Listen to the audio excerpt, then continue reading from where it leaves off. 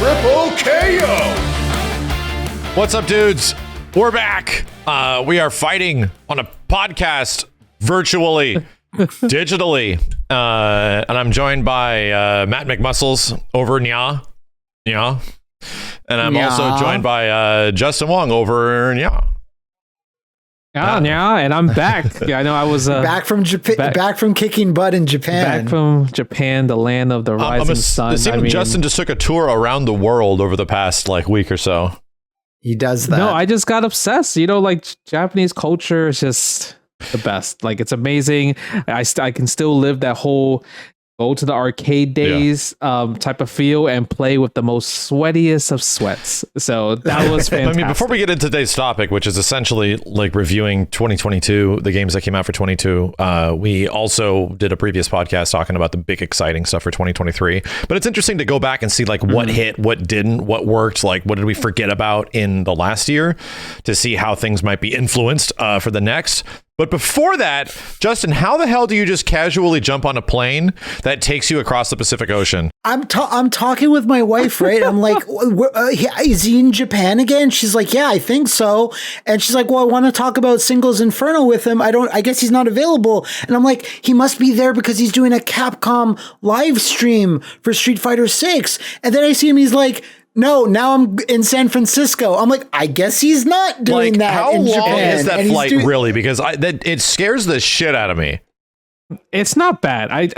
I feel like, shut up. Okay, before, back in the day, it used to be kind of 16 hours, and then it transformed to 12 hours. Now, for me, it's actually 8 to 9 hours. So no, how is that possible? I mean, West Coast. I'm in Vancouver, so I guess that might be closer. If you fly from Seattle and Vancouver, it's 8 to 9 hours. So I think LA is 12 hours because it has to go up, but it's an easy flight, I would say, for the most part. Okay. But I mean, I was talking to your wife about Singles Inferno. We had a good talk about it. We talked about who we liked and everything. We're gonna turn this into the Singles Inferno podcast. But that's a different topic. It is. But I mean, I just got. It's been 3 years since I've gone back to Japan, and I went with my wife in December. Played some sweaty matches, had so much fun, and it was funny because I got an email saying you have $700 worth of Delta credits, right? So I called on my airlines to see how to use them. I just want to know. And they said, well, sir, you actually don't have 700. You have 4,000. And I said, whoa, okay. I didn't know I had 4,000, but that was because of all the flights that got canceled in 2020 and 2021. So I said, well, how much is a ticket to Japan this weekend? 1,000. I said, well, there we go. Let's book it. So technically $1,000 round trip? Yeah. It's really not bad. So that's economy, obviously, price. Right?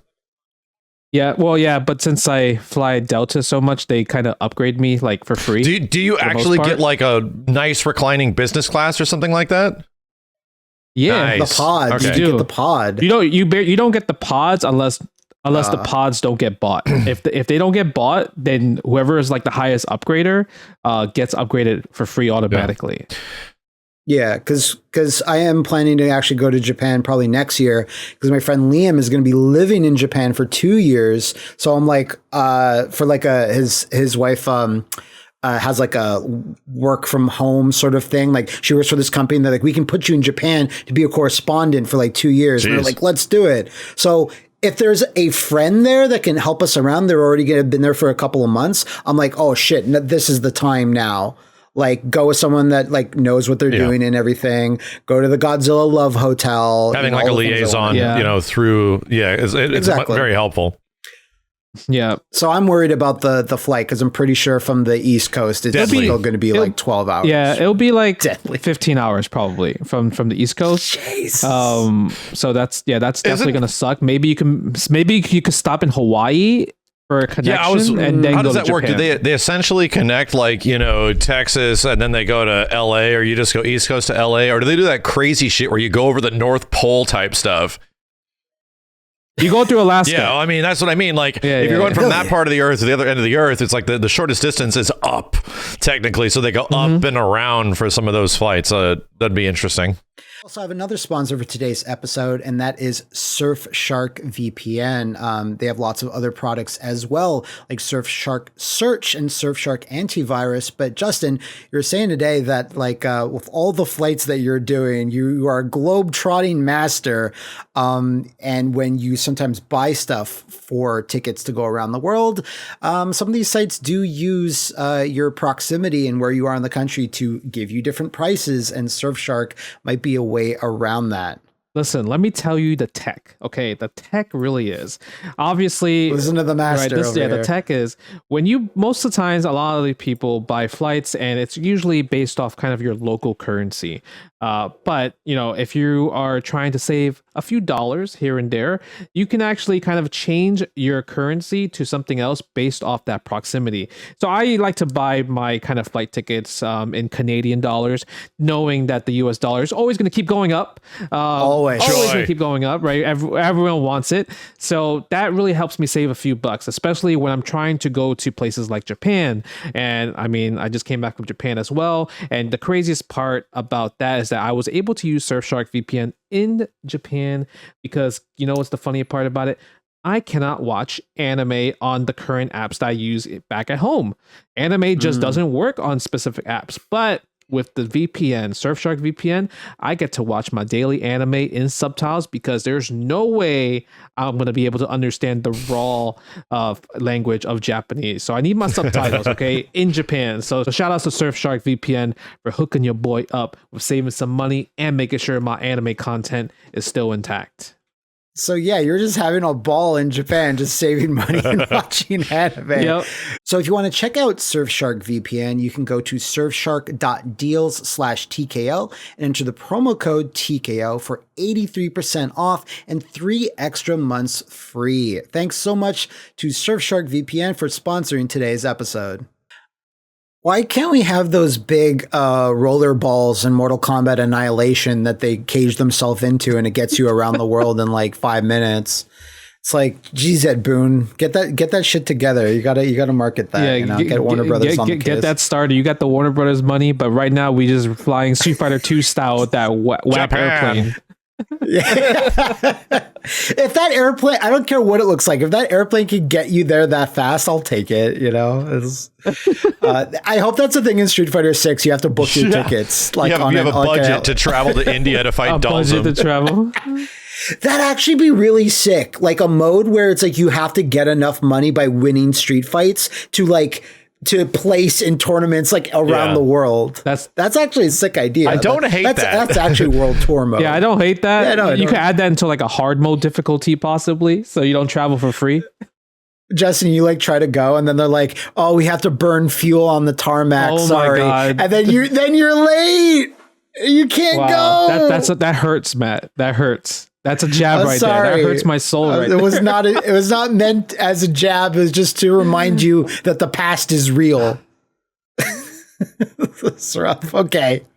So 2022, what happened? I don't know. A bunch of stuff, apparently. So yeah, I've always been mentioning that this year and the past year and even the year before that has felt like a very much an in-between.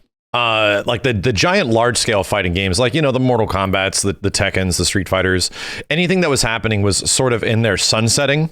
And these games were essentially getting their last content on a big bridge to what is eventually a 2023, 2024 situation where the big contenders are going to be, getting their new champion. But this was the time frame in between where certain games like KOF 15 we knew for a long time, Guilty Gear Xrd Strive getting its release, and these couple of games essentially being big, and now we're in the prime of Strive as well as King of Fighters 15, where at least KOF premiered last year. But if we're talking the major fighting games of 2022, to me it's KOF MultiVersus was a big premiere, even though it's stabilized now and they're still figuring out what it's going to be. It was still in beta for the longest time, it felt. Yeah, its big release this year was still it was a beta. No ranked mode. I don't even know if ranked mode is in the game yet, to be honest. And then obviously DNF Duel also launched in the first half of the year as well. So I mean, before we go over the whole list, because there was quite a few on here. Let's start with the one that began at the beginning of the year, which is KOF 15. And I feel like KOF 15 is arguably one of like the best KOFs, one of like the smoothest to play, a refinement of mechanics from the previous games. You're either like hit or miss with the art style. SNK's recent art style with like 14 and Samsho and this all feel very samey in many ways. Yeah. And I feel like that's like the biggest gripe, in my personal opinion, about the game's like presentation. Yeah, I think presentation is what everybody complains about because they compare it to, we want King of Fighters 13 art style, which is, we're never going to get that again. That's probably never going to happen. Big budget 2D fighting games just don't exist. Like, there's very little reason to do it from this point forward. Didn't we talk about this? Like, wouldn't it be cool if they re-release 13 with like rollback and just put that on consoles? Yeah, that should absolutely happen. But a brand new, it's the last thing, because the Steam edition was like new. It was like fairly new. So like, that could happen. But in terms of like, Justin, you're saying like a brand new one, like, that's not happening. Yeah. I think the problem also is they never really fixed the Steam version. Like if you buy the Steam version right now, the game runs like 2.0 speed. You actually have to add a specific code within the properties of the game to make it run at normal speed. So that has never been fixed since day one. I think I remember doing this when I played it a couple years ago. Yeah. Because all the KOF heads show up when I was playing 13 for the first time, like trying it, right? Yep. And I did something to it. I can't remember. Yeah, you have to add a string to make it run normal. If you don't, you're playing like all your characters are like really crazy. That didn't look right, but you know what I mean? But you know what I'm talking about. Exactly like that. I do. And I feel like that's just like a constant challenge of SNK even moving forward. We talked about this before, is just the visual shortcomings, where like 13 has set such a precedent, and then 14 obviously had its huge shortcomings when it came out. And then Samsho had a bit of identity, but still was like, it's like not Street Fighter 4, levels of like visual fidelity. It's close.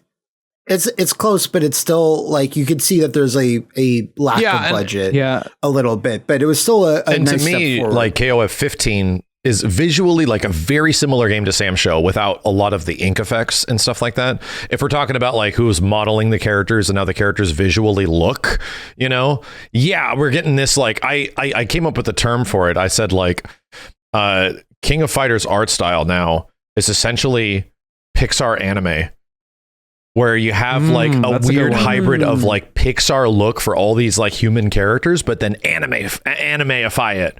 And that's what you kind of get from SNK now. That's what Samsho sort of looks like in this, where a lot of characters look sort of samey in many ways.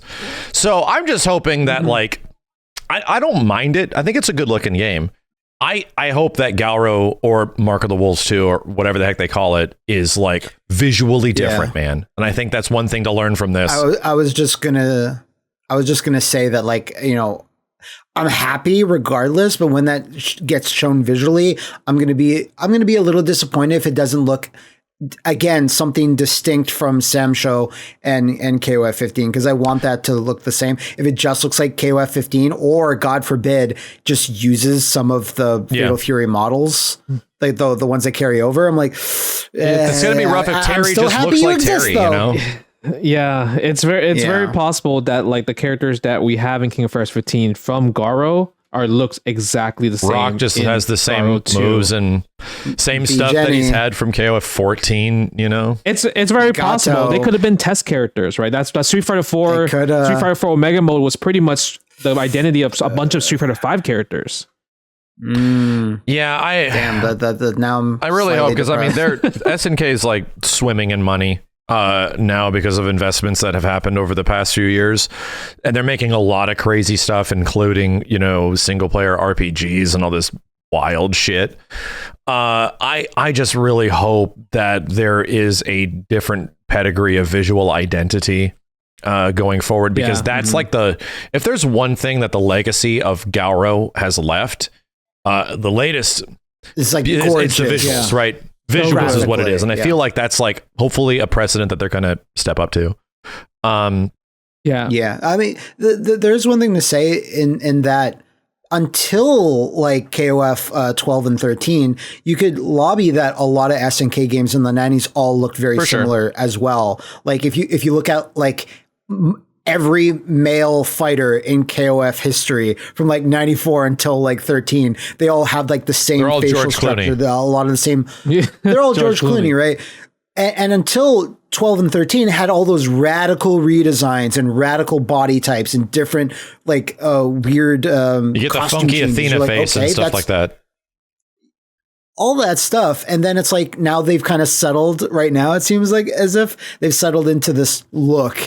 And I guess if they planned that, I doubt they did. They're like, yeah, let's return to our 2D roots where everything kind of looks kind of similar. It's like that doesn't really fly nowadays, unfortunately, especially with 3D art where you can make a lot of changes quite easily, just costumes in and of itself. So, I'm still really interested in what Garo 2 will look like, but I am now very worried, thank you to both of you, that it will look like just like KOF 15. And it's like KOF 15 doesn't even look bad. Like Max, I think in all your coverage of it, you're like, that looks cool. It does. Yeah. I mean, and that's the thing. It's like, it doesn't look bad, right? It's like, but it's obviously got like some sort of generic feel to it. Like, and I can't help but describe it as like Japanese Pixar. It's very safe. Yeah. DreamWorks look. But it's anime. But I would say my whole thing about like, I think visual like presentation, like you said, it's cool. I don't mind it because we all love SNK games. We all love like kind of the series. I just need it to work properly. And that's the next. You know what I mean? Matchmaking. Yeah, because like Samurai Showdown, like I thought when that came out, I was like, yeah, okay, it looks very safe, but it's a new Samurai Showdown. Everyone's super hype about it, but the online just didn't work. It was like so bad. And I get it. This is before the pandemic era where everyone was forced to use rollback and, they had to like step up their netcode. But even now, the problem with King of Fighters 15, it's such an amazing game. I always talk about how I love this game. The gameplay is amazing. It's much easier to learn when people are saying, oh, learning 3 characters are hard. Like it's much easier in this version, but comparatively, it's tough as hell. Yeah, for sure. But like compared to the other older King of Fighters, way easier. It seems more simple. Yeah, but the matchmaking does not work. That's like the main problem. Yeah, and I hate to like just echo the same stuff we've been saying for the longest time, and it happened again for me. I just don't want to deal with this game's online, right?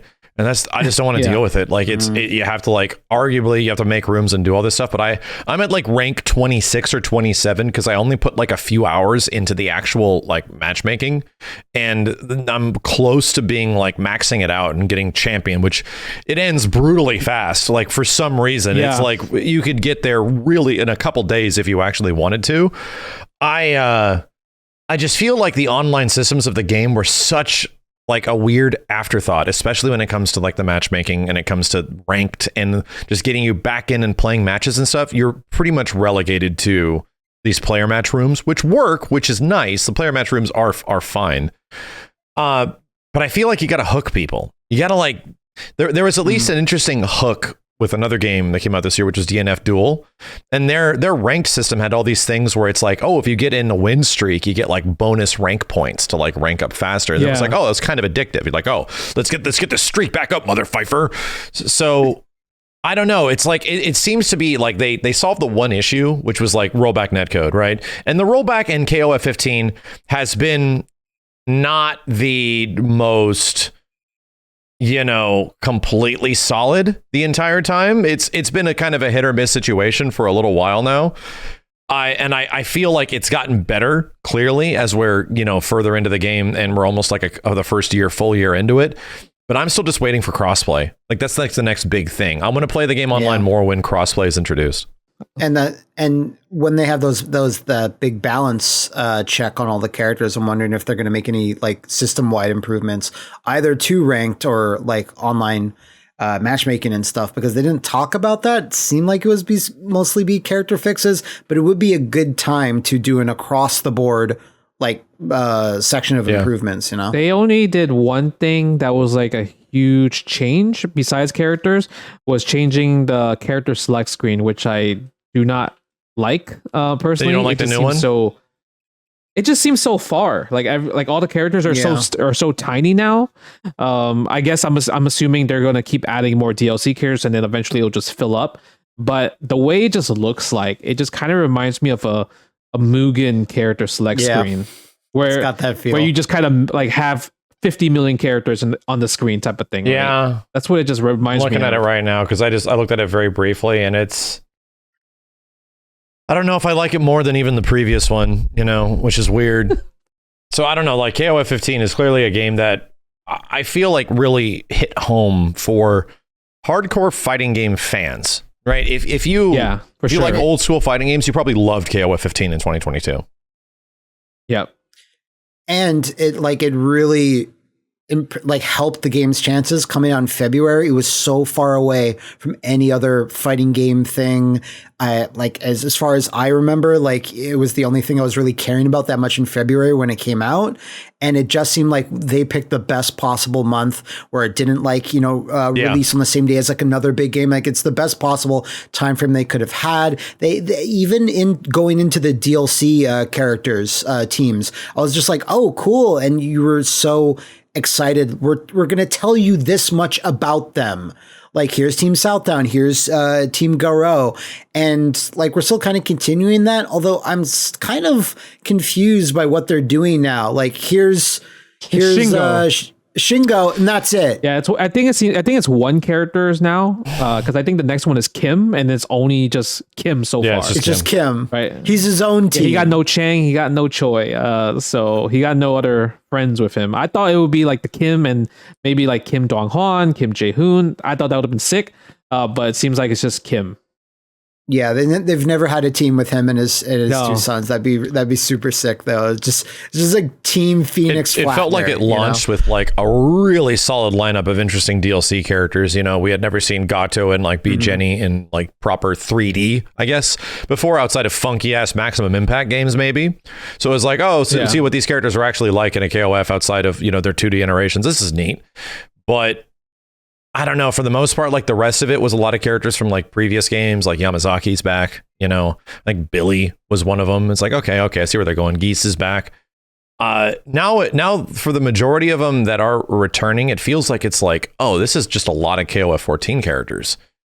And yeah, especially the latest ones. Yeah, now, especially at least. Oh, by the way, sorry, gentlemen, sorry, I have to pause. He's eating his whole hat. Oh no, not that character. I can't eat all of it. Yeah, I don't know, man. I was so pissed. Here's Sylvie, and the first thing that happens, I go into the comments to see people, man, you have to eat your hat now, Matt. Oh man, they're putting fucking Sylvie back. I was really surprised. It to me, the most recent DLC was announcements were just oh yeah, we're just gonna use 14 sprites and call it a day. Nothing really hit for me, dude.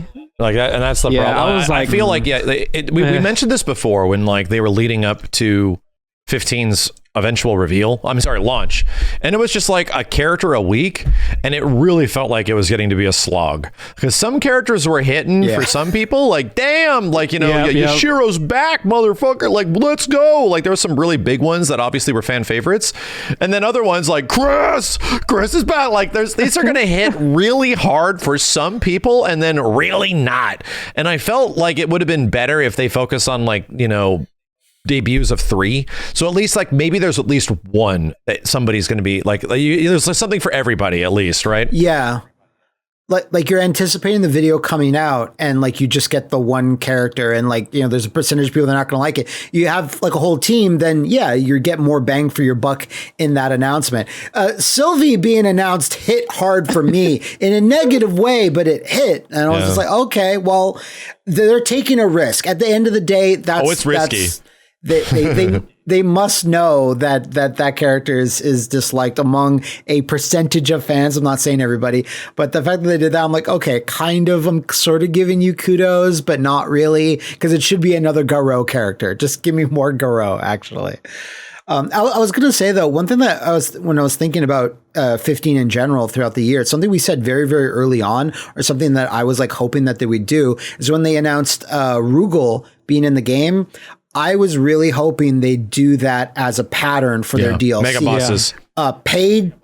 paid team, free boss. Paid team, free boss, or mode, or something like that. And then after Rugal, it's like, no, we're not doing that. I was like, oh, that seemed like such a sick idea. Like, go through add in every boss from previous KOF. I'm hoping they still do. Like, they managed to do that. I'd like to, in this next season, that makes sense, right? We'll do that again one more time, but I don't know. I that just seemed like such a sick DLC, like, idea. Like, we're not going to charge you for absolutely everything here, but we're going to charge you, like, a premium for the actual content, like the teams. But here's like a little freebie. I was like, oh man, that's the sickest, like, most unique fighting game DLC rollout I've ever seen. And then it kind of petered out with a Orochi team. Was that the last team of Sam Show? It was Sam Show. Yeah.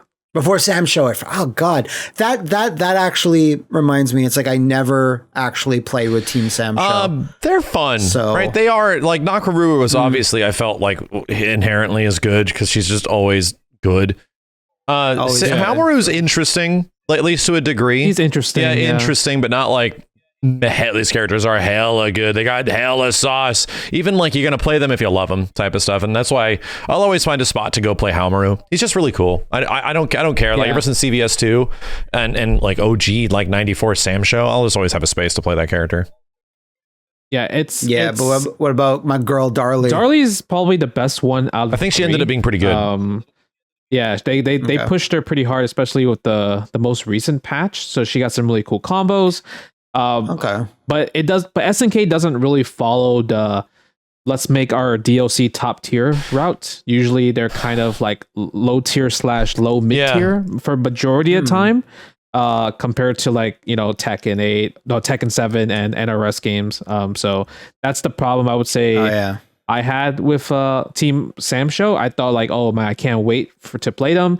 And when I played them, and they have like these jump attacks, right? That like aim downwards, or if you're with a sword, it looks like it's gonna hit, but it just doesn't hit. Yeah, the hitboxes suck. Everyone just, it's so small, and I'm like, what is going on? I have these long weapons, and it's not working. So that's my gripe with SNK. It's like they don't make them as, like, I guess, good compared to other companies, especially if I'm paying. I think they probably under, like, value them. They're like, let's not make them too strong, and then we can make them stronger later, versus putting new characters in DLC, having them be too strong, everyone complain.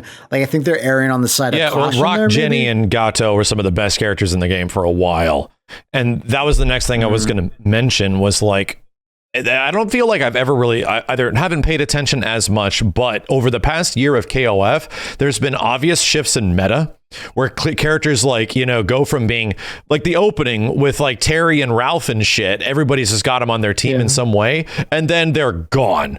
And then it's like replaced by other characters, by like, K9999 and like other Cronin and shit, and other characters that are obviously super good. So there's like shifts of meta. And then it happened again recently where it's like, okay, let's see who's the new primo top tier character, right? So it's like there's a weird balancing act that's going on here that is different than most fighting games, where there's just like clear shifts in meta. And in some situations with fighting games, they don't like to make big shifts in ways like that, where they'll tone really good characters very minor and they still end up being really good, or they just like cut off their legs type of situation. And it's been a weird mixture of that. So I don't know where it's at right now in terms of recently. It just came out, so the only one that people have confirmed is Iori is back. Yeah, because Iori's normals got way better, right? Everything. Okay. Like, he just got combos for days. He's back because in history, Iori has always been top tier in King of Fighter games, especially the old ones. So every every old school player that loves Iori, they are so happy right now. So he's back. And God bless you. It's an interesting balancing act, where it's like, some of these characters just suck. And then it's like, man, I wish my character was like halfway good. And then, we wait till they beef them up later. And that's why, like, a lot of competitive KOF is like, no, don't get good with this character. Like, no, right at the end, they're about to be a new patch. Don't worry about it. Like, just don't worry about it. Just wait till like a few days and then see who's hella good and start practicing them. Yeah, interesting. Unfortunately, one of your favorite characters, Max, has literally got his legs cut off, and that was Mr. Rock Howard. He's not that bad. He's still good. No, they killed him. Like, he lost. Well, he doesn't. His EX command grab Doesn't go as doesn't far. work. Yeah, it doesn't go. It doesn't have invul frames anymore. Max is just like Homer with the pig. He's, Hey, like, he's still good. fine. He's still good. I still think he's still good. Everyone dropped Rock for Yori. Rock was crazy good. He was. I mean, they took all of his like hard knuckles, shining knuckle stuff. That's all way worse. Has way more recovery now. So I'm like, I get it. Like he kind of had his moment in the sun, and now he's back to being like aggressively mid tier, if not maybe low. I don't know. Like they also took away his ability to combo EXs after lights, and I was like, all right, man. So he's just going back to what he was in KOF 14. Okay, and that's what he feels like now. He feels like his 14 version. I think you're kind of coping because you're terrified of this going back to actual Garo, where he's like one of the worst characters. I mean, you got Terry looking good at the moment. I will always so. be biased against Gauro just in general because Rock was always fucking trash in that game, and it's the only character I ever really played outside of Terry a little bit, and I was just like, man, like really, like this character just you begrudge the game that has like one of your favorite characters. Weird. So anyway. It is weird. 15 is still one of like the highlight games of like 2022, and I still think it's one of the most fun games to watch like competitively. They added a lot more explosive elements to the gameplay and how much damage you can get from even like short chain attacks and your final character, which does make it very exciting, right? And I do think that it's something that I'll always look forward to watching competitively because it is really like you can absolutely tell, oh, this bitch know how to play KOF. And there are clear differences between people that are like, you know, mediocre at the game, if not new, to people that are fucking good. And it's not just in combos, it's like mobility things, you know, and stuff like that.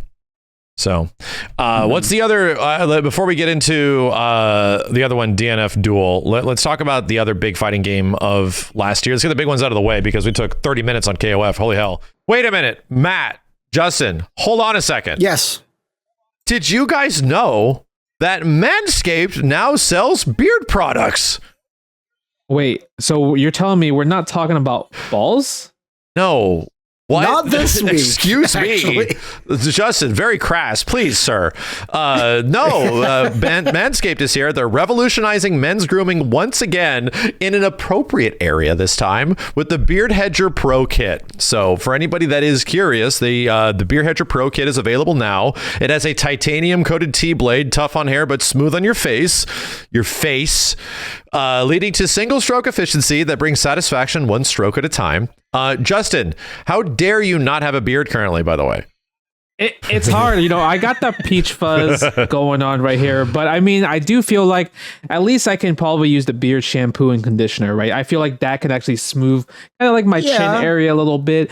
But that's overly positive. Yeah, it's overly positive. You know, most of my hair is kind of from down under instead of up under. Man. So you know, I'm just a little beard kid compared to you beard papas. Me and Matthew are over here trying to escape our facial hair at any given point, it feels like. And thanks to Manscaped, yes, they have a beard shampoo and conditioner.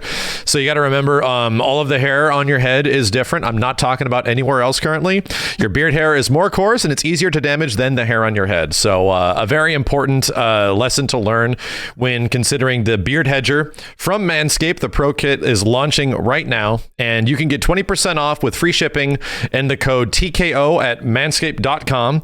That's 20% off with free shipping at manscaped.com, and you use the code TKO. The Manscaped Beard Hedger, one stroke, one guard, and 20 different lengths. Let's talk about. We love. Let's talk KOF. about MultiVersus because I feel like of all the games, this is probably the one that all of us probably played the least because it was like that launch hype. And I do give MultiVersus a lot of credit. This game essentially proved that free to play works. It is the fundamental like example of where this game got its success. There were more people playing MultiVersus in the first week to first month of its launch than any recorded fighting game in history, potentially. There were so many people playing the game online that it was absolutely effing bonkers. Same story now? Probably not. But I think that just goes to show you, would this game have been nearly as popular and successful in its launch period if it cost $30-$40, right?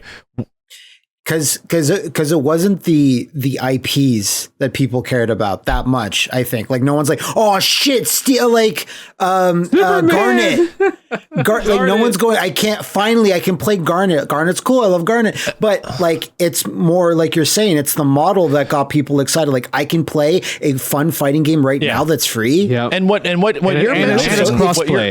mentioning is what a lot of people, when it came out, was attesting its success too.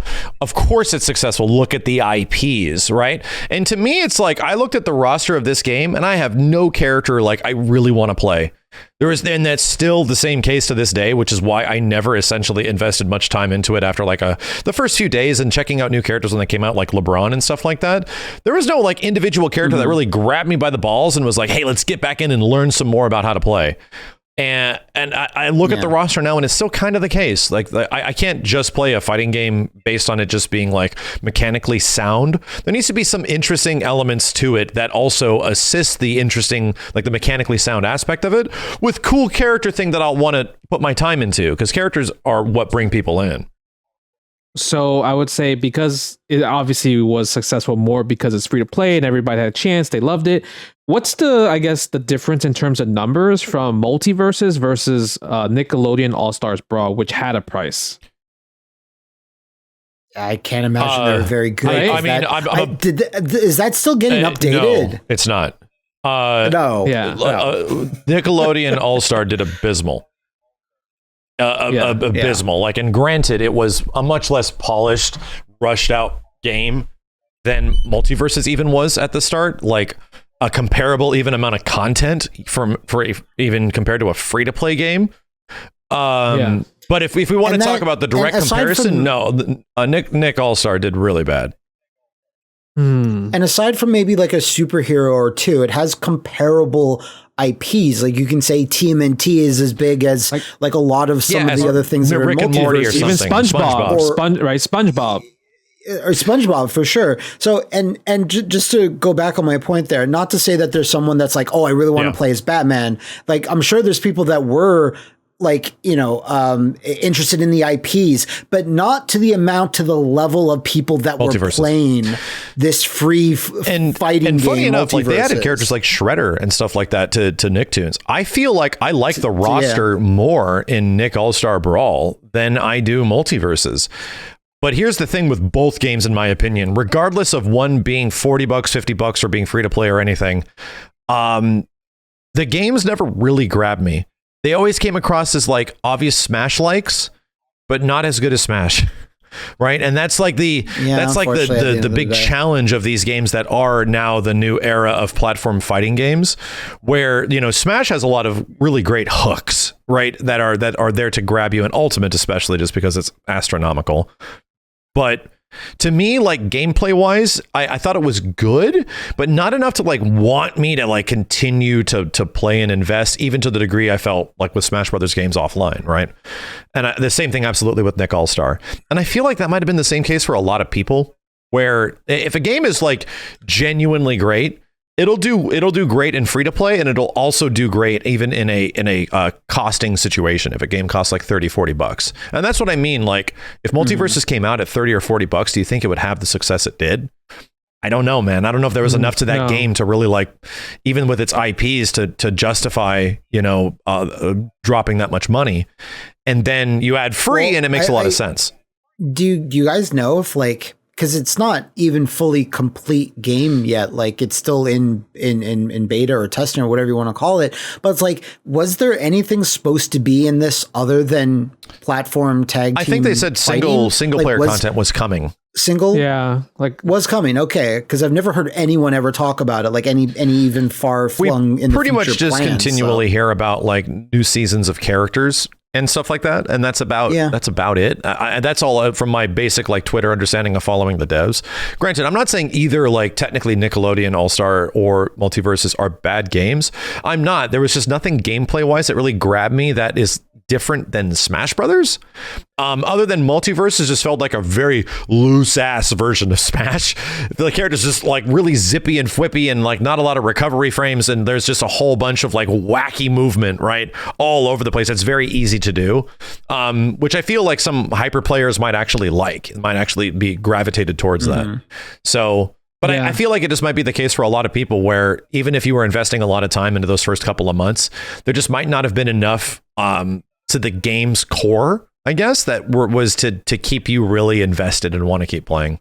So I don't know. Right now, it's in an interesting spot. They're still getting updates, of course, because they made probably $1 billion of people spending even minor amounts of money on season passes and stuff. When it first came out, they made so much money that even though they have a way less hardcore user base now, that is still a user base enough to continually adding characters, which is great because the game will probably go through an overhaul and go through some crazy shit that'll make it substantially different. And I want to try it. It really seems like this is more of a proof of concept. Like, let's put this out right now. It's not got a lot of things to do in the game, but let's see what the response is.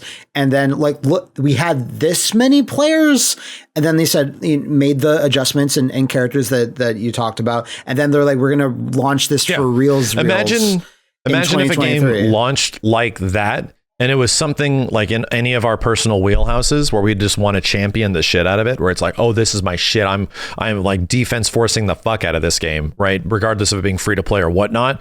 If it was something that was like like in our wheelhouse, if like a Capcom All-Stars type shit, free to play, here's all these nutty ass old school, new school, we'd be fucking on our knees, sucking everything on the game. Just let me just come here, game, give it all, give it to all of us. Like, and if it had that, but differently enough, it's like a WB game with a multi amount of franchises. Like, I don't feel like there was any individual element that you could just go, full tilt on MultiVersus, other than the fact that it's interesting, it's different, and it's free. Like, I think we talked about this when we've talked about MultiVersus once or twice throughout the year, and me was like, there's evidence that Godzilla will be in this game, and I was like, I'm waiting for that. I mean, I played like maybe 3 matches ever MultiVersus. I'm like, yeah, that's fine. And that's it, kind of. But because none of these characters, even though I like them, like I enjoyed the Batman, Game of Thrones characters, I think you had your time a couple of years ago. So like no one really grabbed me. And a lot of these characters, I'm like, these are from older franchises that aren't necessarily like they're evergreen hot, but they're not like hot and interesting right this minute, most of them. And like LeBron, and I'm like, I care less about the game. No hate on LeBron, but I just like, so this, because that kind of made me go, oh, this is like a WB Space Jam tie-in, yeah, Space Jam, yeah. This is more of it. This made me think more Space Jam. Like they were working on Space Jam 2 and said, let's why don't we try this? And like because Space Jam 2 was essentially just a Smash Brothers for Warner Brothers, Warner Smash Brothers. That's pretty good. So yeah, like when that came out, I was like, I don't know. It's celebrities now, and I wasn't a huge fan of that. And that could be any celebrity. They're just like, oh, geez, look, it's Jack Nicholson. Yeah. I'm like, okay, cool. And it kind of turned me off from the game for that. But I'm willing to see what happens with it in the future. Yeah, I guess, another try. LeBron in there, I guess it makes sense because it's WB, but I guess celebrity guest characters, it's been a thing, like what Brawlhalla had, the New Day. Right, they had a bunch of WWE wrestlers as characters in there as well too, and wrestling games as well has pretty much a bunch of celebrities. But Fred Durst. But I think my problem with MultiVersus is that I just hate that there's no spectator mode at the moment. Like it's kind of wonky. I didn't ever investigate it enough to realize that. So you can get spectator mode, but you have to do it in like this like kind of weird workaround. Like there's no like easy way to get the spectator mode. Wow, how weird. Huh. Yeah. Like you have to set the match to 1v1, right? And then get the computer to be part of it and then have somebody join. Once somebody joins, then you can turn it back to 2v2, take away the CPU, and then spectate mode will happen to the other person. This why when I was watching the game at EVO, it took them forever to set up a match? Yes, wow, I never even realized that was how much shit they had to go through. Yeah, that's why. So yeah, sometimes to get through MultiVersus, man, it was like, goddamn, this top 8 is like 4 hours long or something like this. Yeah, dude, I ran a tournament for MultiVersus, and I didn't want to because like I'm just like I already know what the problem's gonna be. It like usually the tournaments that I run, it's like 3 hours. It's 3 hours for a 32-man bracket. Usually for other games like Fightcade or Guilty Gear Strive. MultiVersus took 6.5 hours because we couldn't get spectate mode to happen every single time. So it's a hit or miss. If it doesn't work, you gotta turn off the client and turn it back on and try the same method again until it works. Sheesh. Oh, that's rough, man. So I ran a tournament, but I didn't want to. that's my gripe. It's like the things that we're realizing that fighting games always have like this problem. You just can't get a fighting game that puts everything in that we need, you know, between like rollback netcode, at least at launch, right? Between like rollback netcode, functioning lobbies that make it easy to hold tournaments, if not just watch and learn with other players, right? Less time in between matchmaking because you load all this extra extraneous bullshit that makes you're spending time looking at menus and not playing the game. Like all these issues that have essentially arisen over the past 10 years. And now it's like, we're still waiting. And it feels like Street Fighter 6 is the only fucking game. Street Fighter is the only game that's actively paying attention to all of that shit right now. And it's like, oh, just please, dear God, like all this stuff that they're talking about, maybe this game might actually solve these problems and still be a game that's interesting and fun to play and won't be like boring after a month or something like that, you know? So I don't know, like, yeah, like going back and playing, like when Justin plays old games, old fighters on his channel, or when I do a worst fighting game and you boot it up and it says start and options. That's it. And those are the modes, and that's it. And you just realize how things change. Like there's so many other games and genres and media that are assaulting you at all seconds of the day, and your fighting game has to have that same stuff. I just feel the same way now. Like, and I completely agree with you.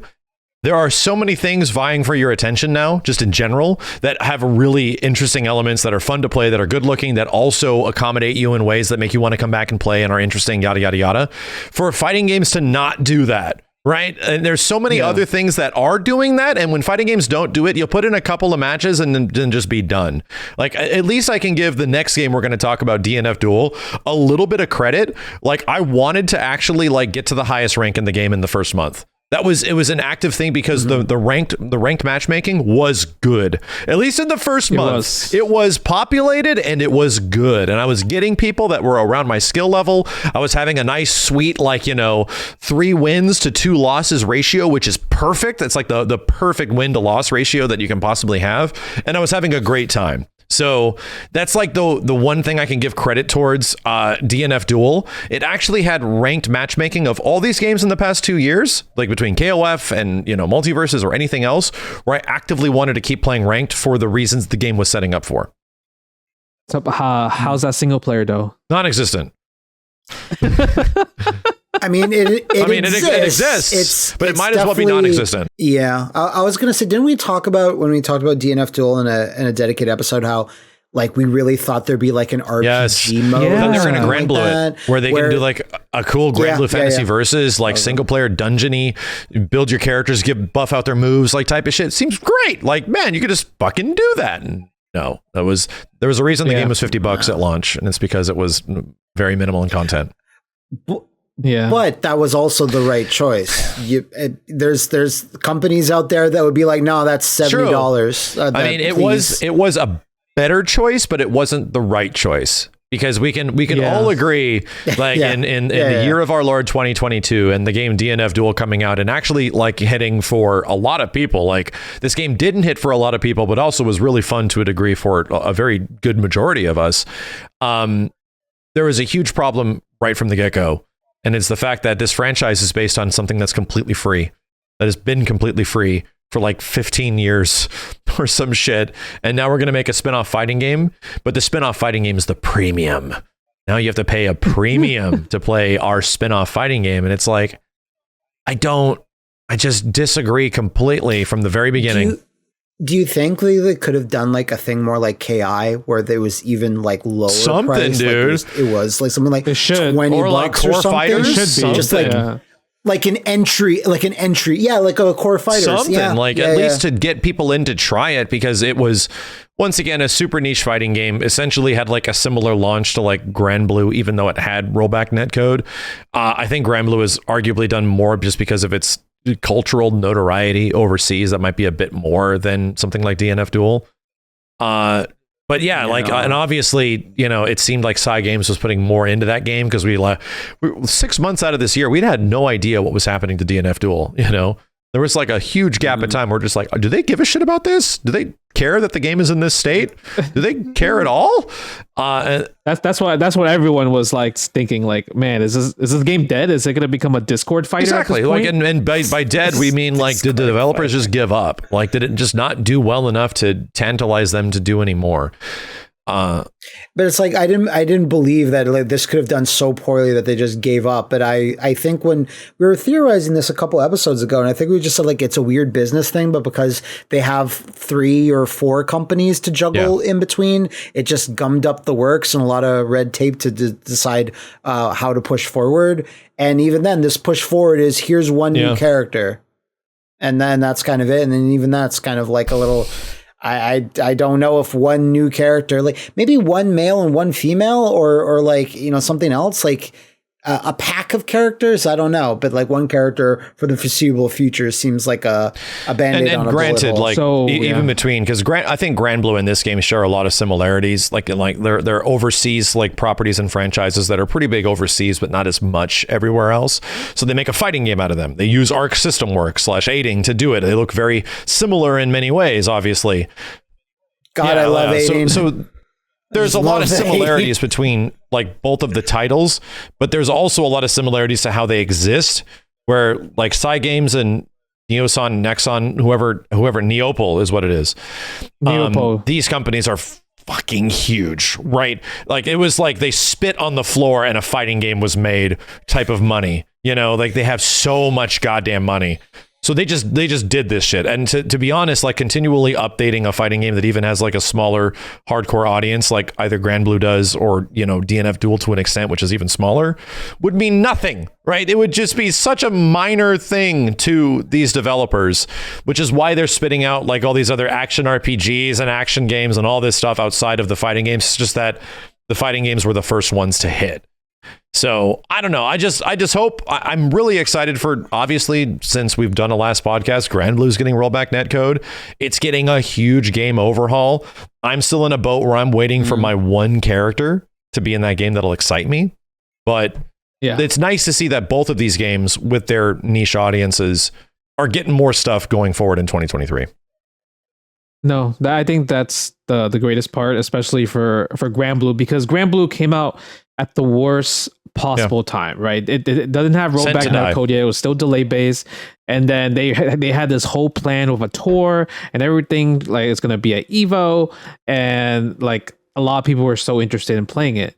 And then the pandemic happened, and then obviously it canceled everything FGC related. And then people just complain about how Granblue's unplayable online. And it's like everyone like is like hoping, can we get rollback? Can we get rollback? And it's been what, like 3 years? Like 3 years. 3 years. Believe it or not, that game's been out for 3 years. That long? Yeah, 3 years, and it finally gets a chance where it's like they even have they chose a really great name too, Rising. It's like they're rising from the ashes. Yeah, right. It was a good idea. So that's really good. The fact they get rollback, it's like an overhaul, kind of like a Street Fighter 4 big update, right? Like from like vanilla to super to arcade edition. And then they added, it's like they also saw how much Street Fighter 6 single player content they added. They're like, well, let's do our own Granblue fantasy versus single player content where you Fall Guys. I was like, oh, wow, you mean the lobby guys. Stuff? Yeah. That's multiplayer stuff. Yeah, and even they're doing the big rehashes of their expansive like dungeon trotting single player modes. Yeah, and I stuff like that. Was the only thing that like stands in Granblue's way is the release date of Rising. Right? They only the dumbest thing would be if that game launches like June 10th. Oh, no, it's coming out on 12/31/2023 because there's no official release date for Rising yet. Right. So that's like the only dangerous thing. June. It's going to launch on June 4th. Don't do it. Please, dear God. Don't do June. Like it's either it has to be like kind of like April or maybe like definitely. I think April. That'd be good. March. You want to be 2 months away. You want to be 2 months away in any direction. I feel like April would be a perfect time frame. Yeah, I wouldn't want it to be after June, just because like I want Granblue to be at Evo, like, so I'm hoping, it'll be at Evo. Maybe we'll see. But doesn't seem like at the moment. So we got some more 2022-ins to talk about. Okay, did anyone play Persona 4 Arena Ultimax? I played the original version, but I wasn't even really aware that it got rollback netcode. It got released on something that was not a PlayStation 3, which is essentially what it was tied to. It was like a PC port, and I believe the PC port had rollback netcode. So I played this. I rated the supers. How was it? The supers were good. That was all I did. Oh, but that's it. Like I played it back in like 2013, and I ultimately came to the conclusion I'm not really a huge Persona fan, so it was like, yeah, this game seems fine. It seems like a different BlazBlue, so cool. Yeah. But nothing really caught me. Yeah. So I asked Kizzy K, who plays all the competitive anime fighting games, and he played this online rollback, and he says it has rollback. The lobbies suck. He's not sure. Well, no, he's not sure if it is like good rollback. You know how like Street Fighter 5 has rollback, but it's not good rollback. So did he run into some funky ass matches? Yeah, a lot. So it seems like that was kind of the main issue that he was like saying. And I guess based off his statement, you don't really hear anything else about Persona. You hear nothing else about it. Everyone probably had the same. And this feeling. is like the unfortunate like situation of like just adding rollback to a game isn't going to bring in like a huge populace over time. It's essentially going to make your existing fan base happy, right? It's gonna give and maybe to a degree a shot for people to jump in and try it. But has like retrofitting any game with rollback like absolutely allowed that game to explode? I think the only one we saw that with is like Guilty Gear, like Accent Core. And it did. Yeah. But did Accent Core really explode after it got rollback? Like, well, no, all the OG Guilty Gear fans had a reason to tell their friends, now there's no reason you bitch ass to play this. So there was at least a decent amount of people playing, like 500 to 1,000 people playing.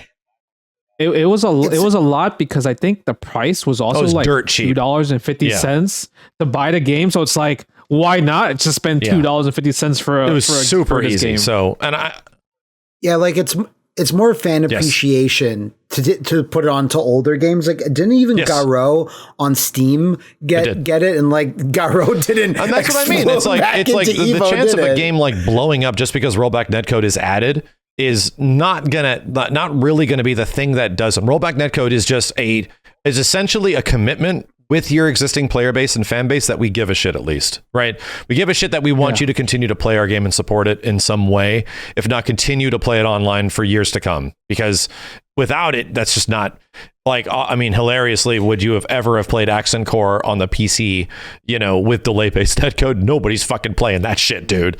But until obviously there will be people playing a rollback version of the game. Clearly, people love the classic Guilty Gear, and there's a hardcore enough fan base to support it. And that's what I mean. It's like the same way that like if Virtua Fighter 5, Ultimate Showdown suddenly got rollback netcode. It's like a commitment to the existing people that play Virtua Fighter, right? And it's like, hey, you know what? We did this for you.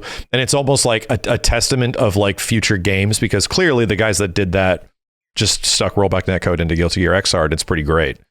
So it's more like a proof of concept that our future games are going to have this stuff. And here's like the first attempt. Yeah, it's like we're in this area band of time now where it's kind of like it should be a back of the box bullet point in all things, and some company that's like waiting for applause when they announce rollback netcode like later. Like, I'm glad that Sam Show is getting it, but when it also said it, I'm like, should have been there kind of day one. Like you're waiting for people to applause, and they did. But at the same time, it would have been better if when you showed the launch trailer for the game and it said rollback delay based. In my eyes, there's only one game in 2022 and is like a future game for this year that got a rollback announcement that I can effectively and confidently say is going to be like a big ass resurgence of players, and people are going to show it's Dragon Ball. Dude. Fucking Dragon Ball. That game is true. That's true. If it's coming out. I mean, like if there ever is a release date for the rollback, like, but that's the thing is that I can tell you like without a shadow of a doubt, because of the way that game functions and its mechanics and the delay based setting that people had to deal with online, it is one of the biggest reasons to drop the shit out of that game. Like as soon I'm just fucking done with this shit. So I think like Rollback is a big fix just for Dragon Ball in general, because of the mechanics, because of the characters, right? Because of how popular the game is in general.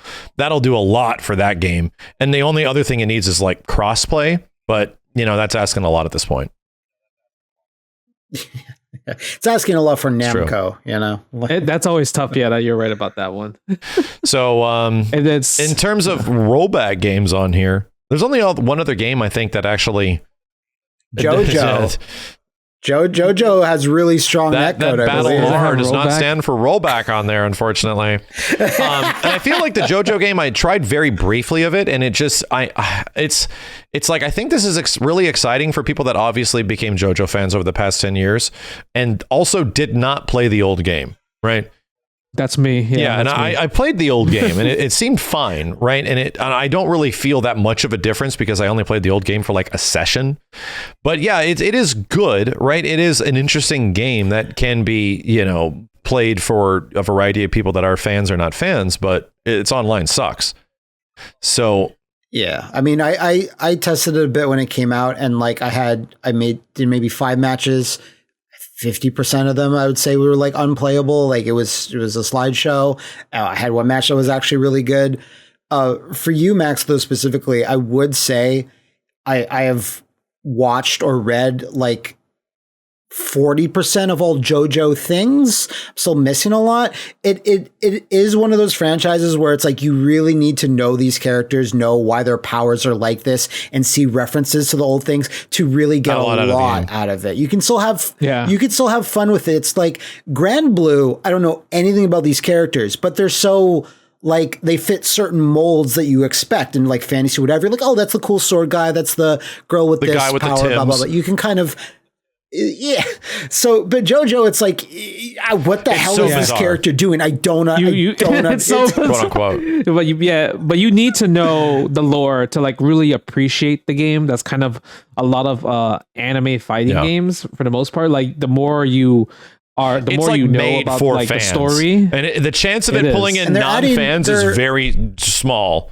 And they're adding Nazi Guile into the game soon, too. It's like the guy with Capcom modeled Guile's haircut directly off, but he's like a World War II like German officer. And they're like, he's entering the battle. And I'm like, oh, right. I think it's cool that they are updating the game, like for like they are. The fact that it's a really old game, and like that was 2013. That was the biggest testament, is that they essentially rehauled the whole game, because you know, after playing a bit of the old one, even people that loved like the classic JoJo games and fighting games just were like, okay, this game's kind of trash. That was the overall impression, regardless of how good it looked, which is why no one really continued to play it. So this was like a 10-year later kind of like overhaul, where we're gonna actually address a lot of these issues, you know, that people had with the previous one. And that's what this game is. So it's not just a port of an old game, which is what I thought it was for the longest time. It is, in fact, like a new, using the old tools and tricks of the trade to make a new JoJo game out of it. But the online sucks. So I'm that's just the Namco classic. Like, you know, like one classic. The old Namco doesn't have good netcode in all their fighting games, and two, they love making games with anime. It used to be the Japan classic, because this not even many years ago applied to SNK, applied to Arc System Works. It was the classic. Yep. Oh yeah, this game that everyone's probably going to love and is totally dope, and it sucks a massive ass online. Oh, good. You know. Then now we don't have to deal with that. I'm not sure if we talked about it. At length, but I have no memory of it. Soul Calibur 4 had online. Soul Calibur 5 had online. I have no recollection if that was halfway decent or they did the old Namco. Oh, they're not good. I made an entire video series in 2012 about Soul Calibur 5 online. Yeah, it's not good. I thought they were going to say I did an entire video series called "They're Not Good." There hasn't been a successful 3D fighting game with rollback. That is an actual official release and not emulation. Hasn't actually happened yet. That is like a big one, like a AA, AAA. Wait, what do you mean? When you say 3D, you mean like not 2D, not like 2D plane. Like free movement. Okay. And okay. it's completely like possible. DOA, Tekken, Soul Calibur. Right, it's completely possible because we have working rollback 3D fighting games that are actually 3D virtual fighters and stuff like that in DOAs. DOA 2 and Virtual Fighter 4, Virtual Fighter 3 run great on rollback. They're fantastic. So it's not like all the excuses that have come native to, oh, it doesn't work for 3D because of jumpy frames and stuff, and it's going to pop the screen because the screen is moving. Oh no, actually, it's not true at all. There's no truth to that at all. They just need to hire the community devs at this point to try to make it work for them. It's not true. I mean, you can see it. It's working. It's working. I don't know what to tell you, man. I played it. I played it last week on my stream. It's working. And I have actively many times over the past like 10 years of making content around games. I've played Soul Calibur 4 online on Xbox 360, like retroactively, gone back and played it. It sucks so much ass. It practically plays on it feels like I'm playing Tekken 5 Dark Resurrection online. It's awful. It's truly bad. Nice. So no Soul Calibur game has ever had good online, unfortunately. Soul Calibur 2, 4, 5, and 6 are all shockingly mediocre to bad. Yeah, because I played 6's online, I don't know, for like a half hour, and I never touched it. I played quite a bit of it. The best way to play it is over Parsec now. Yeah, it's just better. Okay. All it is in general. Yeah, okay. and the most frustrating part about 3D fighting games, it's like it's really based off reaction. Yes. So the fact that you don't have good online, react to the snake edge, react to this 15 to 20 frame thing. Yeah, good luck. Yeah, you're just gonna get upset as a player. You're gonna be like, I'm so pissed off because this wouldn't fly offline. Yeah. And what can we talk about that was good? Capcom Fighting Collection was good. Came out last year. Good. Was pretty good. I liked it. Netcode had a variety of relatively niche fighting games and Darkstalkers, which could either be considered niche or not. And it was just nice to see Capcom putting a bunch of games that really have never had their proper comeuppance into a package. And it's like, oh God, and it's fighting game focus and not in a big arcade collection. Fighting collection was great. I hope it was successful. I have no idea if it was, right? I have no clue. It seemed like more often than not, a lot of Capcom collections lately have like done well, or like here's a retro. There seems to be a lot of them, so I'm assuming so. Like the fact that they did another arcade stadium, and like I didn't even like the first arcade stadium and how it was set up really, but the fact that they made a second one, and then the Street Fighter Anniversary Collection must have sold pretty good because then they just kept doing more and more. So I'd like to think it really was because you still have a lot of fighting games you can do it with again. Max has told Capcom, like, it turns out your 3D fighting games can work with rollback netcode, so you can get like, I don't know, Rival Schools or Power Stone or Tech Romancer or all the 3D fighting collection from Capcom would be so sick, man. It's so sick. So good. And like it comes with 3D glasses. It's like second only to a Marvel vs. Capcom, a proper Marvel vs. Capcom collection, which is most likely not happening anytime soon. Everything. The next like, oh man, like the wish that I can throw into the ether from Capcom of their classic releases is just give us Power Stone 1, Power Stone 2, Project Justice, Rival Schools, Star Gladiator games, Tech Romancer. Give us all this shit just in one game. I'm not sure if Rival Schools. I've always read. I have to look deep into this. That there's some type of issue with Rival Schools games, music or artwork, licensing. Or someone was commissioned. I forget what it is. Licensing. There's something. It's like that's why we can get Akira into a game, but we can't re-release the old games. There's some article about it. The same actually thing applies to literally my favorite fighting character of all of them, which is Strider. He is not a 100% Capcom character. He's based on an old 80s manga that was made by a manga studio called Moto Kikaku. And for every single iteration that he shows up in a Capcom game in some way, you still see licensing from Moto Kikaku at the beginning. But for whatever reason, Capcom loves Strider so much. Cool. They'll be like, also whatever reason, Moto Kikaku is cool with it, and they're like, no one knows about this other than Capcom fans, so sick, like have fun. So and it's like, in those situations, there is a camaraderie that just allows shit to happen. And it's like the same thing that I've heard over the years, why we have never gotten like old school Mortal Kombats like in a collection, or old school Tekkens in a collection, that there's weird things with either music or licensing or something that's just preventing them from being released, and you have to like dig into the game's internal fucking code to get them out of there. Yeah, I bet you in like old Tekken games, there's like all these textures from movies and shit that they just like, you know how like all of Silent Hill 1 is just Kindergarten Cop. Yeah, like, all the backgrounds are just textures from Kindergarten Cop or some weird shit.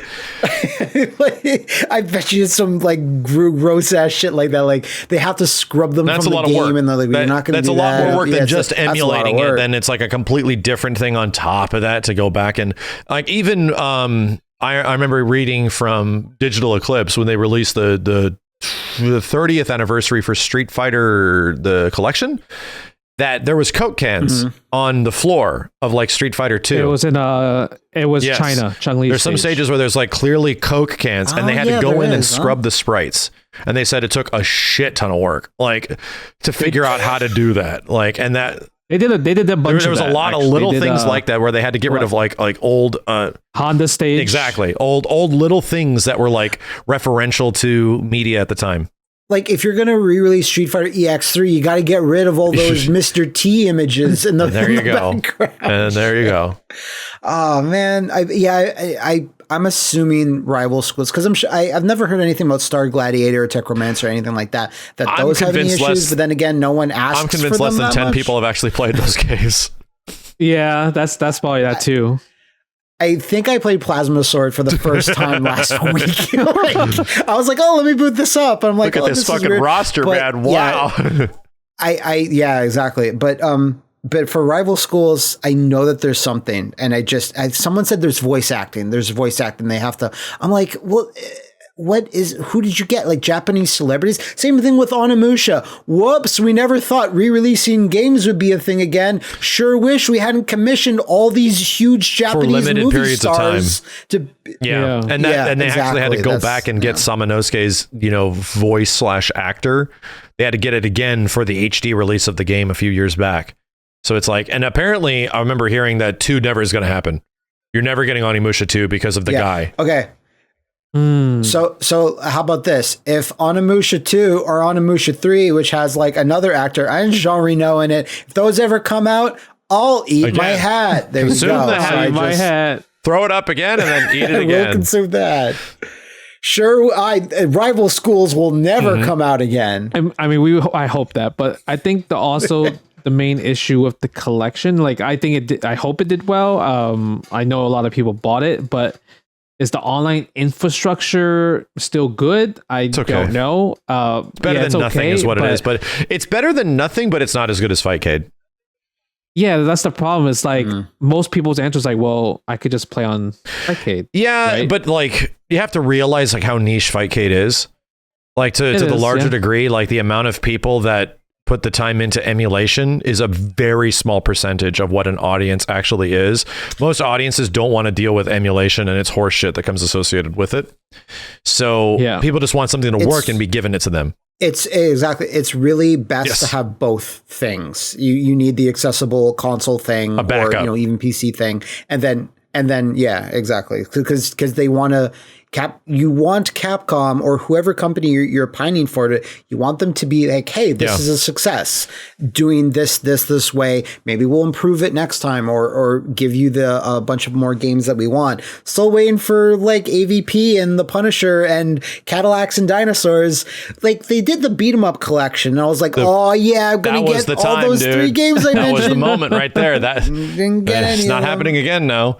The biggest issue I have with these Capcom collections, and it's the same thing that applies to the arcade collections, it's the same issue that applies to the Street Fighter Anniversary Collection, which are all great games with great collections and a lot of options and shit. The input delay sucks, especially on consoles. Like the PlayStation 4, PS5 versions of these games have a really bad input delay, and it's not really adjustable. Like the VSync on the game, it's so many inputs, so many frames of input that it feels like you're playing online, even though it's offline. And the only reason I have this comparison is that Fightcade is like, revolutionary in reducing input lag in a huge variety of ways, including offline.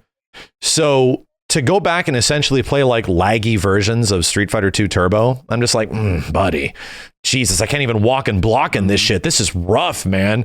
And then you have to play like the PC version to turn off VSync and turn off all like the visual. Now you get screen tearing and all this nasty shit, but it actually plays normally, which is nice.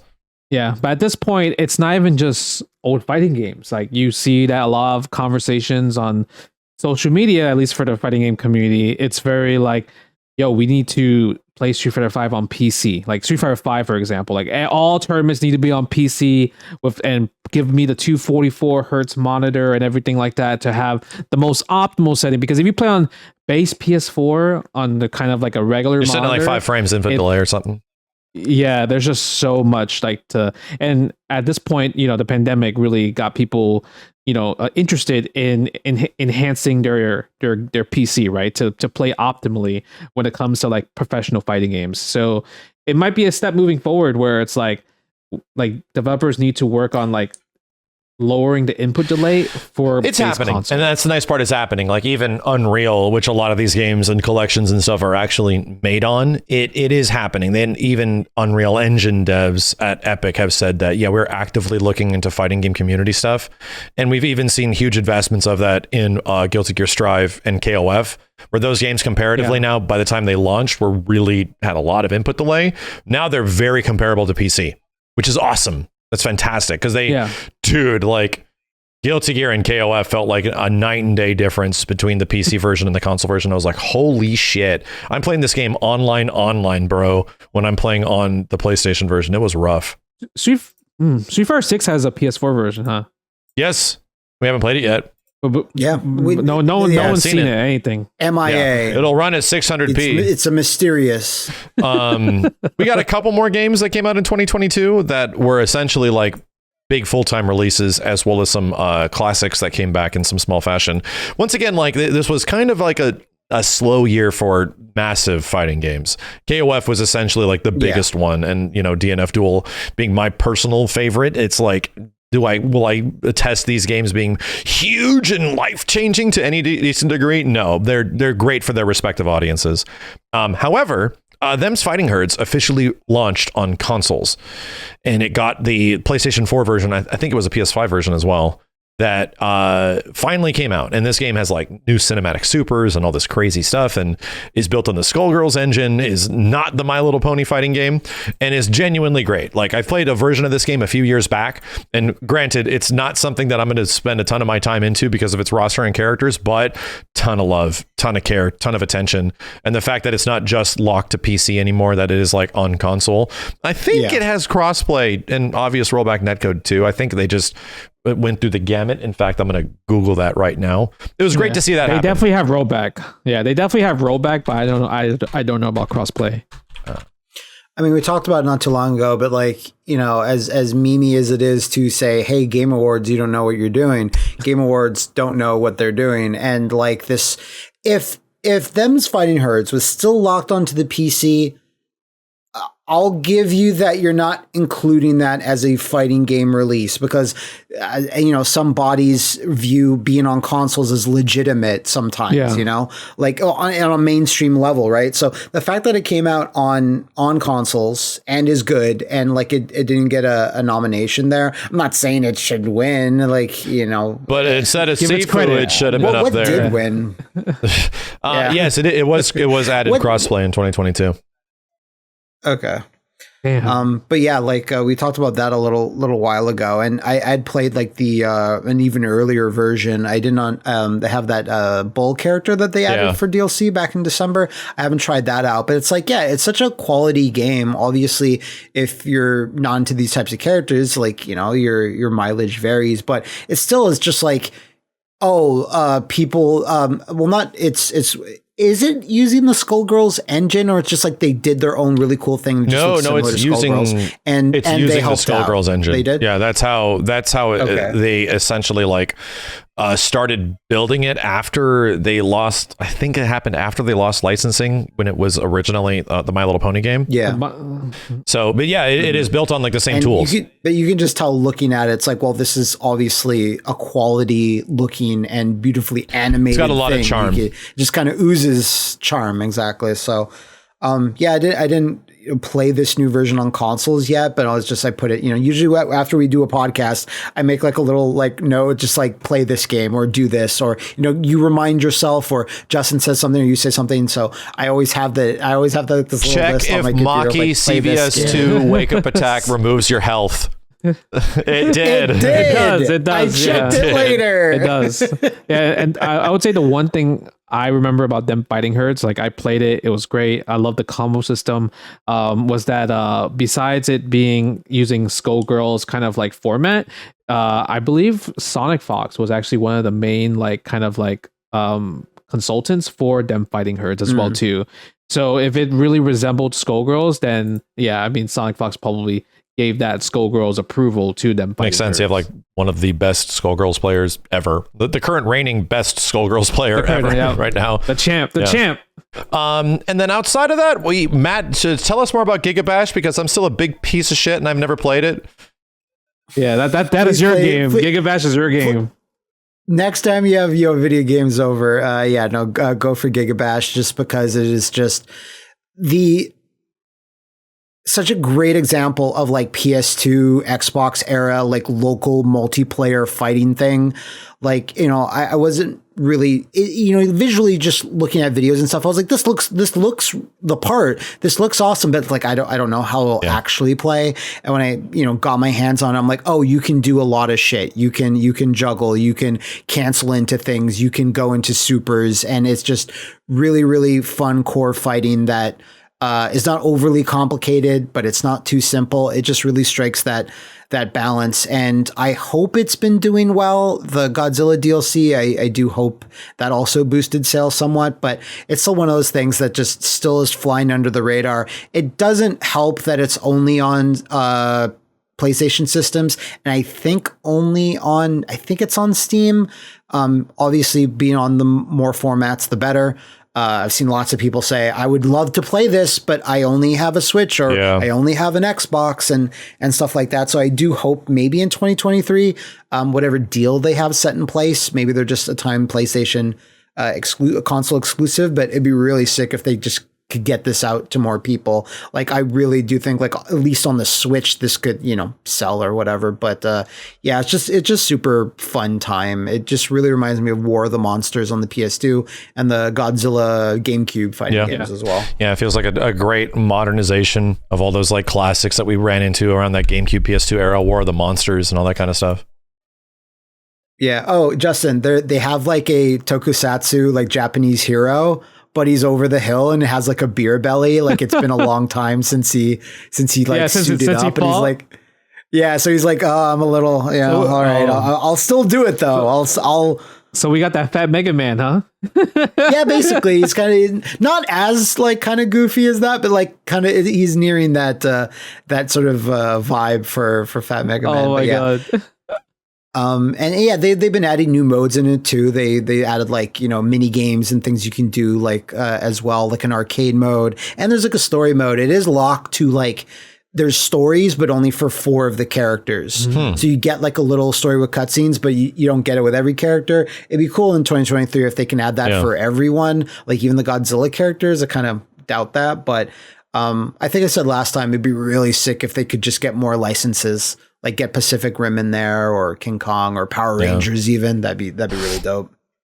But yeah, that's it. My weekly reminder on this podcast for people to go check out. I don't want to bring up bad memories, but do we want to talk about what happened with Rumblefish?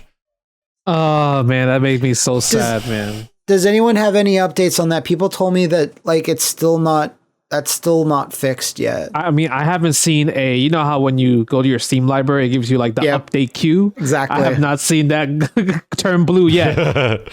But I remember the dev said we are working on stuff, but I think it's like we have a lot to work on type thing. It is a lot to work on. I think the main disrespectful issue that I see from Rumblefish is that they literally locked like how to unlock characters as DLC.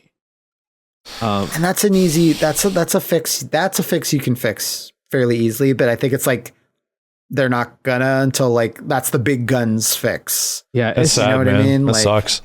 Yeah. It's like imagine if Marvel 2, right, came on Xbox. Oh, fuck you! That'd be awful. And you had to pay for the unlockable characters. You only get the core like 20 characters or 25 characters or some shit. Yeah. Oh my god! And you got to pay for the rest. That's literally taking people for a ride. You know, that's thanks, literally bro. what Rumblefish 2 did with the 3 secret characters. So to finalize everything, I think we have to give one game. You have to pick one game from 2022 that was the top shit. What was your favorite fighting game from all of these in 2022? I'll let you think about it for a bit. I'll add some how to millionaire music. Building tension. Justin, go. I mean, for me, it's obvious to be King of Fighters 15 just because it has that old school like fighting game feel. It reminds me of like a modern version of CVS 2. Yeah. I'm always a huge SNK KOF fan in general. So the fact that like they made this game more accessible, they added a bunch of modes, even though some of the modes didn't really have any substance, but the online rollback was great. Competitive play, it was super fun. It's actually considered a worldwide game because everybody plays it around the world. So I love that. And even just watching it as a spectator is extremely satisfying. So for me, King of Fighters 15 is fighting game of the year for 2022. Matthew? Okay. That's gonna be the Rumblefish 2. I really think that they did I agree. It's KOF 15. Like I played it the most. I was trying to study on how to get better and stuff. And yeah, pretty much all the same sentiments as Justin. Do I wish it like looked a little different and a little more advanced and just on a visual standpoint? And do I kind of wish that there was like, again, a more meaty single player mode that you can do? Again, don't need another Realm thing, but something like, yeah, but essentially that's, all really my most negatives on it. And if someone's really new to fighting games or wants to get into it, maybe it's not the best one, but it's not certainly like the hardest to get into as well. You can still have fun playing with friends and pressing buttons. So yeah, I'd say KOF 15. And like Capcom Fighting Collection was like a second runner up. Like I really enjoyed it. Yeah, I feel like the collection doesn't get enough noms in general, just because it's like that weird game in between because it's a bunch of older games, but the packaging, how they presented it is just so wonderful. It's like they really gave a shit on this collection. You feel it. Mm-hmm. And yeah, for me, I'm the odd man out. I've mentioned it before, but my favorite fighting game last year was DNF Duel, and the only reason DNF Duel edges KOF out, just like by a hair, and I actually like more characters, and I feel like I like the inherent gameplay a bit more in KOF 15 because the KOF 15's gameplay is super fun. The only reason I think DNF Duel edges it out is because of online and visuals. And I played way more DNF Duel online just because of that loop, that ranked loop that it presented was functioning and it worked, and it gave me reasons to jump back every single time and get on like an addictive grind on a win streak. That just never happened in KOF, man. Like I got into ranked and I'd essentially play the same one or two people and just grind my ranks, and it would never find anybody else. I'm like, this is weird. And I know there's more people playing. So that overall still has not been solved for me personally. I think that's an issue now currently, obviously, with DNF, because DNF has way less people playing outside of that first month. But I really enjoyed that first 30 days of DNF Duel, enough to the point where I haven't really grinded that much of a fighting game that fast in a little while now. And I really enjoyed it. I just wish I had maybe even more characters that I liked. I wish there was more cohesive elements bringing in the future of the game to let people know where it's going or how they're changing stuff, because the current changes they put in were already fantastic. And it seems like the characters having more mobility and shit is what I wanted, and that's what they're doing. So I feel like 2023 is going to be the year where KOF really finds its feet, personally, even though it doesn't seem like the DLC is going to be that. But I feel like with the online functioning way better, hopefully with crossplay, and also, DNF getting more content and characters, both of these games are going to get some pretty great comeuppance in 2023 and beyond. I thought you were going to say 2023 is the year that we will make contact. And I got really excited. I'm like, are you announcing Capcom? I am. I'm trying to do it in a way that won't get me in trouble. Yeah, I'll eat my hat if Capcom versus SNK is re-released. If we get a CVS collection or announcement this year, Matt will eat his hat while eating his foot. That would be insane. I mean, close. Okay.